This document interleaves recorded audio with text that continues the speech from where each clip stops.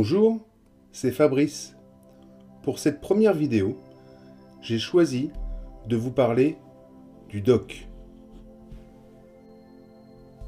Le dock, c'est cette barre de lancement rapide des applications que nous avons tous sous les yeux lorsque nous allumons notre Mac.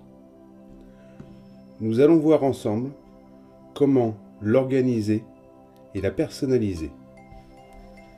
L'intérêt est d'y placer les applications dont nous avons le plus souvent besoin. Nous y trouvons donc nos applications favorites.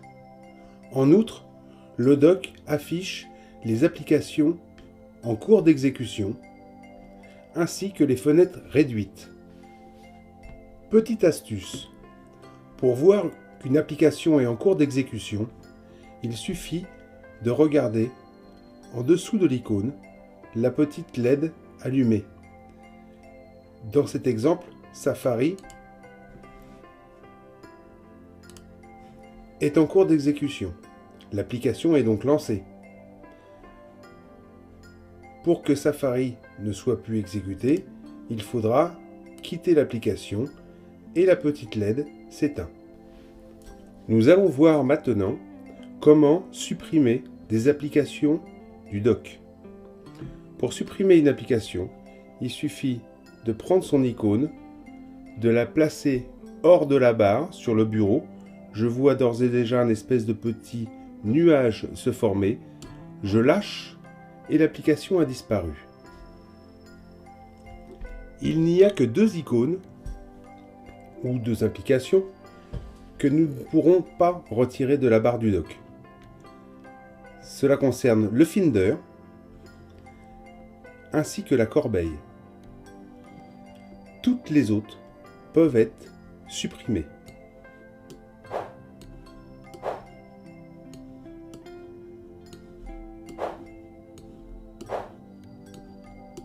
Et ainsi de suite.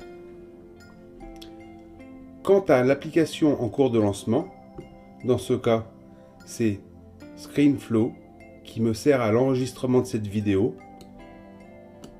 Je ne peux pas la supprimer puisque l'application est en cours d'exécution. Voici maintenant le dock rendu dans sa plus simple expression. Certains d'entre vous se demanderont peut-être: n'ai-je pas fait des bêtises? Mais non, rassurez-vous, toutes ces applications vont pouvoir être remises dans la barre dock. Pour ce faire, il me suffit d'aller dans mon Finder, d'aller dans les applications, et ce coup-ci, par rapport à mon propre choix, de replacer les applications que j'aime voir dans ma barre dock. Je n'oublie pas de Launchpad et ainsi de suite. Voici, mon rangement est maintenant terminé. Je peux également déplacer l'ordre dans lequel je veux voir mes applications. On peut également placer dans la barre dock un dossier. Exemple, mon dossier image,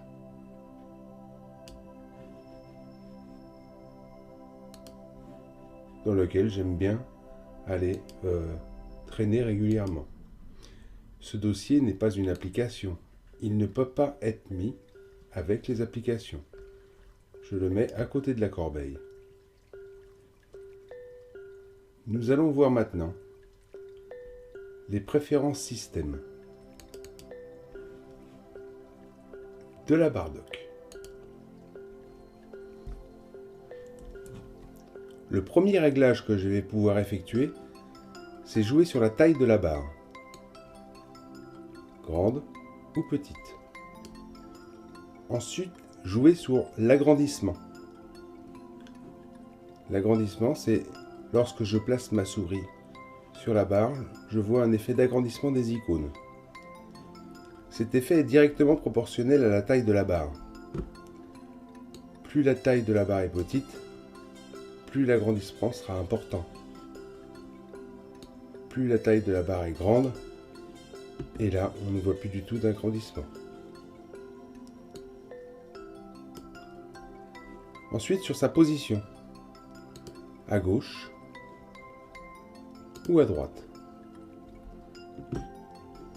Vous remarquerez que dans cette position, la barre perd son magnifique effet 3D.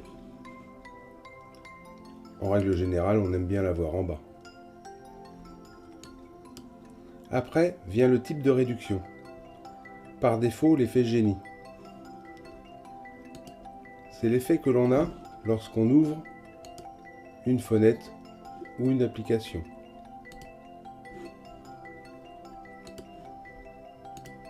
Autre effet, l'effet échelle. Là, il n'y a pratiquement pas d'effet. En général, on préfère tous l'effet génie. Et pour finir, 5 petits réglages. Le premier, placé dans le dock en double-cliquant sur la barre de titre d'une fenêtre. J'ouvre une application. Lorsque je veux la réduire, il faut appuyer sur le petit bouton au milieu qui représente un moins pour réduire la fenêtre dans la barre dock. Avec cette option, il suffit de double-cliquer dans la barre titre d'une fenêtre. C'est un peu plus simple que d'aller chercher le tout petit bouton moins de réduction. En deuxième, réduire les fenêtres dans l'icône de l'application. Ici, quand je réduis la fenêtre de l'application Apple Store, elle vient se placer ici à côté de la corbeille. Avec cette option, lorsque je réduis la fenêtre de l'application, elle vient se placer dans l'application. Ensuite, animer les applications lors de leur ouverture. Lorsque j'ouvre une application, j'ai vu que l'icône d'iTunes a fait un petit rebond. Si je retire cette option, il n'y a pas de rebond qui s'effectue. Je précise que plus une application est lourde et gourmande en mémoire, plus elle effectuera de rebonds. Un exemple avec Final Cut Pro.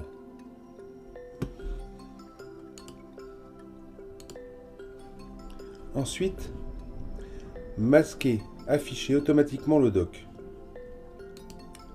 En fait, avec cette option, la barre dock disparaît. Si je veux la voir réapparaître, il suffit que je approche le bas de l'écran avec le pointeur de la souris. Et pour finir, afficher les indicateurs lumineux des applications ouvertes. Comme je vous ai expliqué tout à l'heure, lorsqu'une application est ouverte, il y a un petit indicateur lumineux qui apparaît dans la barre dock. Comme ceci. Je peux, à mon choix, le faire apparaître ou disparaître. Voilà, j'en ai fini pour l'explication du dock. C'est ainsi que se termine ma première vidéo. N'hésitez pas à vous abonner à ma chaîne, à me laisser des commentaires. Je vais, sans tarder, m'appliquer à traiter d'autres sujets. Et continuer à croquer la pomme. Au revoir et à bientôt pour de nouvelles vidéos.